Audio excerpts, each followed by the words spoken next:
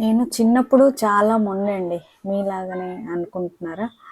అయితే నాకు చిన్నప్పుడు ఎవరన్నా ఏదైనా చెప్తే వినాలనిపించేది కాదు. ఏదైనా ఒక ఎక్స్పీరియన్స్ వచ్చిన తర్వాతనే అయ్యో నేను ఇలా చేయాల్సిందేమో అనిపిస్తుంది. పక్కనోళ్ళు చెప్పినప్పుడు వాళ్ళు కూడా అదే ఎక్స్పీరియన్స్‌తో చెప్తుంటారు. అయినా మనకు నమ్మబుద్ధి కాదు. మన తన్నులు మనం తిన్నప్పుడే మనకు తెలుస్తది. ఈ వీడియో చూసిన తర్వాత నాకు అసలు నా నా మైండ్ మొత్తం ఎట్లా నిండిపోయిందంటే, "కృషి ఉంటే మనుషులు ఋషులవుతారు" అనే సాంగ్ గుర్తుకొచ్చింది. సో, ఆ పిల్లి పైకి ఎగరడానికి ఎంత కష్టపడుతుంది, దాని తల్లి, దాని తోబుట్టువు ఎంత లాగడానికి ట్రై చేస్తున్నారు. నిజ జీవితంలో కూడా అందరూ ఇలానే ట్రై చేస్తుంటారు.